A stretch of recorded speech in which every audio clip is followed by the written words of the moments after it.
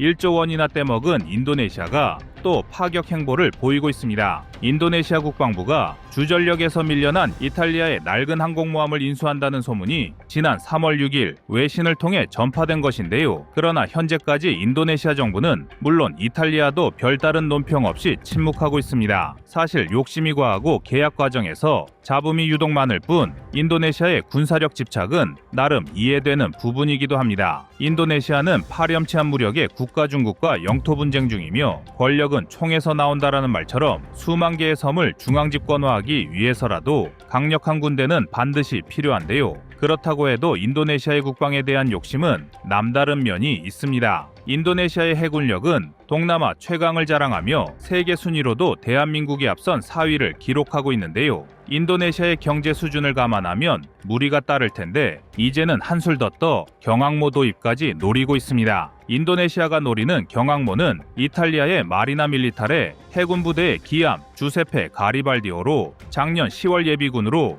편입 퇴역 절차를 밟고 있는 낡은 항공모함입니다. 이탈리아 해군에 실전 배치된 지 무려 40년 된 노후 경항모를 인도네시아가 저렴한 가격으로 도입하려는 것인데요. 그런데 인도네시아의 욕심은 여기서 끝이 아닙니다. 이탈리아 해군 소식통에 의하면 인니 국방부는 이 거래에 AV-8B 해리어2 수직이 착륙 전투기 30대를 포함하는 방안까지 논의 중이며 이탈리아 정부는 가격만 맞으면 헬리콥터 운반선 4척과 호위함 4척, 미사일 순찰선 여러 척까지 함께 판매할 수 있다는 입장이라고 합니다. 이러한 보도 내용이 모두 사실이라면 인니의 해군력을 몇 단계 상승시키는 업그레이드가 맞고 중국으로선 당연히 경계해야 할 일일 텐데요. 그러나 실상은 조금 다릅니다. 일단 모두의 기대와 달리 주세페호의 규모가 그리 크지 않다는 것인데요. 함재기인 해리어와 헬기의 모함이라 경항모로 불리고는 있지만 가리발디 주세페호의 배수량은 13,800톤으로 17,000톤의 스페인 경항모 프린시페 대 아스투리아스호보다 작으며 심지어 18,000톤급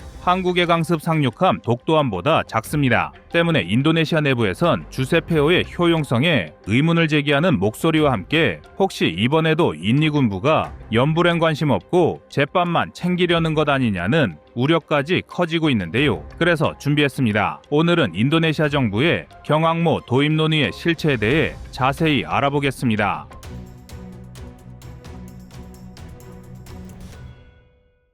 방산대금 미납 사태로 미운 털이 박힌 데다가 간간히 뒷돈 수수 의혹까지 터지고는 있지만 인니의 국방력 강화 의지는 진심인 것 같습니다. 전투기부터 잠수함, 구축함, 장갑차, 그리고 이젠 경항모까지 넓고 방대한 인도네시아의 수집 본능에 혀를 내두를 정도인데요. 그러나 실제 이런 대규모 방산 프로젝트에 인니 정부가 책정한 금액은 터무니없이 적습니다. 2025년도 편성된 인니의 국방 예산은 약 165조 루피아, 한화 14조 원 규모입니다. 중국이라는 주적에 17,000개에 이르는 수많은 섬에 산재한 반란 세력까지 다스리기엔 충분치 못한 금액인데요. 여기에 예산을 쓰는 방식 또한 비효율적이란 비판까지 나오고 있습니다. 대표적인 예가 이번 경항모입니다. 주세페호의 만재 배수량은 13,850톤, 전장 180m에 전폭은 33.4m 정도의 미니 항공모함이라 할 수가 있습니다. 이는 2차 대전 당시 미 해군이 순양함을 개조하여 만든 경항모보다 작은 크기며 현재 미 해군이 운영 중인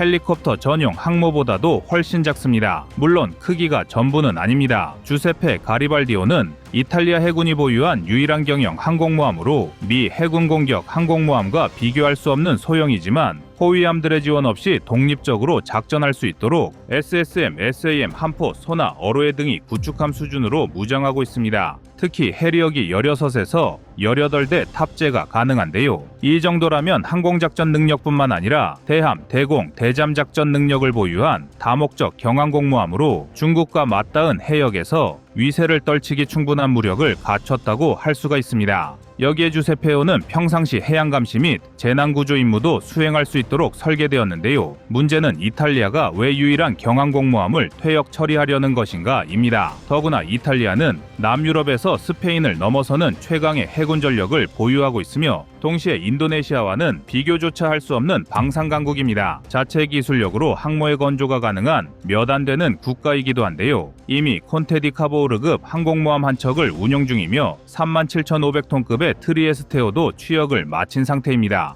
이탈리아 해군은 주세페함의 빈자리를 경항모가 아닌 다목적 헬리콥터 상륙함으로 채울 계획인데요. 자체 기술력으로 유지보수가 가능한 이탈리아가 경항모를 포기한 것은 이탈리아 해군의 라인업에 경항모가 낄 자리가 없다는 의미와 같습니다. 물론 이탈리아와 인도네시아의 사정이 같지는 않습니다. 아세안 국가들을 향한 중국의 공세는 어제 오늘의 일이 아닌데요. 특히 일방적으로 설정한 구단선을 근거로 인도네시아를 집요하게 괴롭히고 있습니다. 그렇다고 인도네시아가 만만한 상대는 절대 아닌데요. 전술했듯 동남아에서 가장 강력한 해군을 보유하고 있으며 심지어 과거에는 냉전 시기에 소련제 순양함 스베르들로프급 이리안자야를 운용하기도 했을 정도입니다. 특히 이들이 보유한 LPD 대형 상륙함 5척은 모두 한국에서 만든 11,394톤급으로 인리 해상전력의 기반이 되고 있는데요. 덕분에 인도네시아는 중국의 버금가는 상륙전력을 보유한 것으로 평가받고 있습니다. 여기에 인리는 만재배수량 4,000톤에 달하는 상륙용 수송함 LST를 8척, 헬기갑판이 있는 LST-H도 6척을 보유하고 있는데요. 최근엔 네덜란드에 시그마급 9113을 4척 구입했고 초기 시그마급의 개량형인 시그마 105145위함에 이어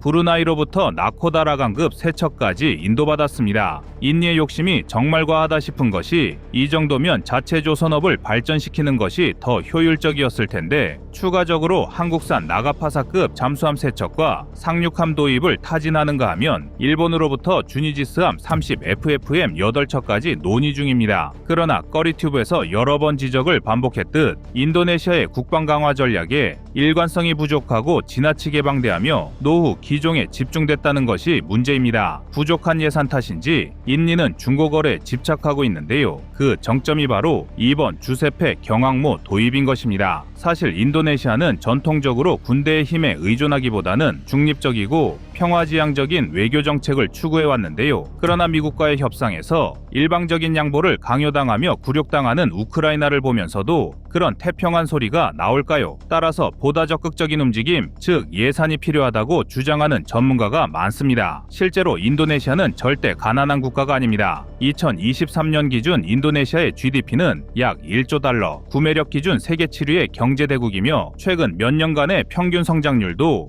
5% 이상을 기록했을 만큼 경제 기반이 탄탄한 국가입니다. 때문에 중국의 위협과 내부의 치안 문제를 해결하기 위해서라도 더 강한 해상 전력을 키워야 한다는 목소리가 높습니다. 특히 퇴역을 기다리는 노후 장비를 수입하는 것보다는 현대전에 적합한 신형 장비 도입을 전문가들은 권하고 있는데요. 가령 HD 현대중공업이 필리핀에 수출한 호위함 안토니오 루나함과 초계함 발렌틴 디아즈함의 경우 빈약한 필리핀 해상 전력을 몇 단계 업그레이드 해줬다는 평가를 받고 있습니다. 특히 안토니오 루나함은 낡은 함정 위주였던 필리핀 해군이 처음 확보한 현대식 미사일 전투함인데요. 비록 4천억 원이라는 낮은 도입 예산 때문에 함대공 미사일 수직 발사기나 예인소나 근접 방어 체계의 탑재는 다음 기회로 미뤘지만 한화 시스템이 만든 전투 체계와 LIG 넥스1의 대한 미사일 대자머레를 탑재하고 있습니다. 한국산 전투함의 효능을 맛본 필리핀은 HD 현대중공업의 호세 리잘급보다 우수한 3100톤급 호위함 2척과 원해 경비함 6척도 주문했는데요. 3100톤급 호위함은 최대 속도 25노트의 VLS-16셀, 대한미사일 8기, 35mm 근접 방어 체계, 76mm 주포,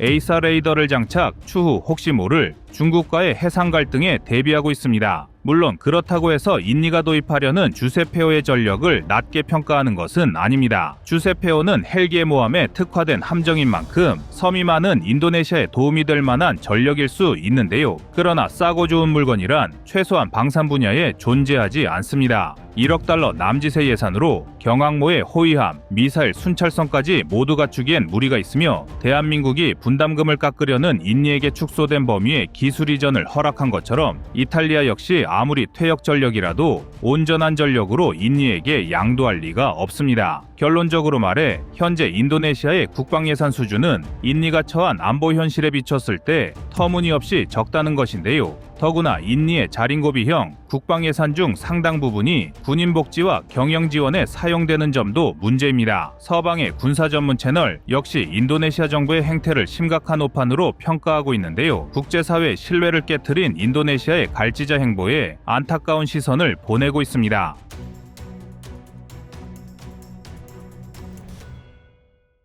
다음은 25년 3월 9일 경항모 사업 백지화 영상입니다. 중국과 일본은 달리기 시작했는데 한국만 또 주춤거리고 있습니다. 이번에 중지된 대형 무기 사업은 모두 5개인데요. 군 당국의 발표에 따르면 대형 공격 헬기 2차 사업분 36대에 대한 3조 3,227억 원, 경장갑 차량 53대 7천억 원, 합동화력함 2조 2,833억 원, 3조 3,900억 원 규모의 합동이동표적 감시통제기 도입 사업이 중단되었습니다. 그리고 여기에 경항공모함 사업 예산 2조 6,490억 원도 함께 사라졌는데요. 군 당국의 결정이 이해 안 되는 것은 아니지만 이에 따라 우리의 해상 안보가 걱정되는 것도 사실입니다. 중국은 003형 항공모함인 푸제남을 진수한 데 이어 차기와 차차기 항모까지 준비하고 있습니다. 건조된 푸제남은 현재 중국이 보유하고 있는 항공모함 중 가장 큰 항공모함인데요. 경하 배수량 67,500톤의 중형 항공모함이기 때문에 대한민국에 경항모가 있다고 해도 버거운 상태였습니다. 더구나 푸제남은 경항모처럼 수직 이착륙을 걱정할 필요가 없는데요. 아직 정확한 스펙이 공개되지는 않았지만 푸제남은 전자 캐터필러 방식을 채택하고 함재기로 젠15의 함재기 버전인 젠15BD를 탑재한 것으로 알려져 있으며 이집트 등에 수출 실패한 5세대 스텔스 함재기인 FC-31이 탑재될 것으로 군사 전문가들은 예상하고 있습니다. 여기에 조기 경보기 KJ-600AW도 추가될 것으로 보이는데요. 그 이전에 항모를 호위할 구축함들 상당수를 이미 전력화해 놓은 상황입니다. 일본도 다르지 않습니다. 2023년 일본은 해상자위대가 운용하던 대형 호위함 카가함을 항공모함으로 개조하는 공사를 시작했습니다. 개조 공사가 순조롭게 진행된다면 F-35B가 이착륙할 수 있는 항공모함이 완성되는 것인데요. 언제나 그렇듯 개조 작업이 F-35B 전투기를 사용하는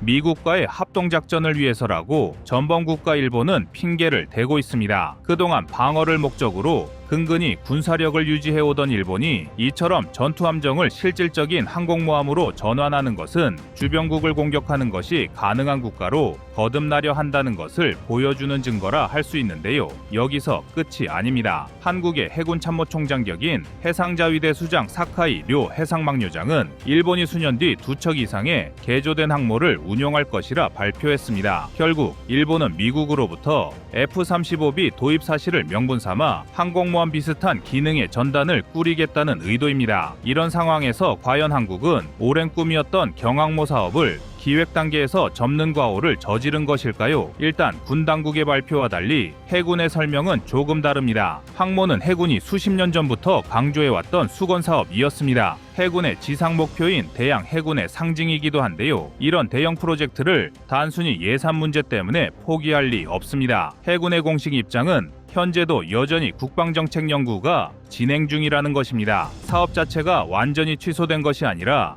연기라는 것인데요. 한국국방연구원의 경항모 사업 추진 방향에 관한 연구를 의뢰한 뒤 그 결과를 기다리고 있는 상태입니다. 혹시 경항모 사업이 좌초된다고 해도 플랜 B 다음 해법은 준비하고 있습니다. 과거 우리 해군이 반드시 국산 항모가 필요한 상황에서 상륙 플랫폼으로 분류하는 대형 수송함 LPX를 F-35B 항공모함으로 전환하는 계획을 잡고 있었는데요. 이것을 좀 더 발전시키는 것입니다. 원래 경항모 사업은 독도급 대형 수송함에서 나왔습니다. 그중 3번 함을 다목적 대형 수송함으로 만들어 수직 이착륙이 가능한 스텔스 전투기인 F-35B 라이트닝2 탑재가 가능하게 하는 것인데요. 이것은 사실상 누가 봐도 경항모나 다름없는 존재였습니다. 그도 그럴 게 현대해전에서는 누가 더 멀리서 적을 탐지하고 더 멀리서 치고 빠지느냐로 순식간에 승패가 갈립니다. 그래서 현대해전에서는 먼저 보고 먼저 공격할 수 있는 전략 자산이 아주 중요한 것입니다. 또 적성국의 항모에 맞서기 위해서는 아무리 작더라도 반드시 항모가 있어야 합니다. 그래야 우리 함대를 위협하는 적의 항공기를 사전에 차단하고 또 반격에 나설 수 있기 때문입니다. 대잠전, 소해전에서도 항모는 매우 중요한 자산입니다. 항모에 탑재되는 헬기 전력은 구축함 수척의 몫을 거뜬히 해낼 수 있습니다. 게다가 항모는 지휘함의 역할도 맡을 수 있습니다. 거대한 덩치에 걸맞게 선체 내부에 함대를 통솔할 수 있는 각종 설비를 설치할 수 있고, 함재기들이 습득한 정보를 함대의 군함에 연동시켜 협동 전투가 가능하게 만들 수 있습니다. 심지어 여차하면 막대한 탑재 능력을 활용해 다수의 차량과 장비를 운송하는 보조 상륙함으로 기능하거나 기동 헬기와 공격 헬기로 구성된 강습 상륙모함으로 작전할 수도 있습니다. 현재를 기준으로 아직 이런 항모를 대체할 수단은 아직 존재하지 않는데요. 그렇다고 항모가 무조건 최강은 아닙니다. 흔히들 주장하는 것처럼 항공모함은 적국에 공격당하기 쉬운 비싼 표적이 될 가능성도 큽니다. 그러나 항모전단이 항구를 벗어나는 순간부터 항모전단을 추적하고 공격하는 것은 쉬운 일이 아닙니다. 구름 낀 날씨와 야간을 피해 정찰 위성으로 항모를 탐지했다 할지라도 24시간 내내 방공구축함의 호위를 받는 항모를 격침시키는 것은 사실상 불가능한데요. 따라서 항모전단의 생존성이 낮아 항모를 만들 필요가 없다는 이야기는 논리적으로 맞지 않는 것입니다. 그런데 항공모함의 규모가 너무 작으면 또 문제가 생깁니다. 가령 경하 배수량 3만 톤, 함재기 20여 기 수준의 경항공모함으로는 독립작전 수행이 불가능한 상황이 되는데요. 그래서 경항모로 부족하다며 7만 톤급 중형항모로 키우자는 논의도 나온 적이 있었습니다. 그러나 이번 정부 들어서 경항모 사업은 휘청거렸는데요. 사실 전술의 뜻, 존재 자체가 의문시되고 있는데 돈도 많이 들고 대규모 운용 인원이 필요한 전력이 경항모였습니다. 결국 이번 군 당국의 발표로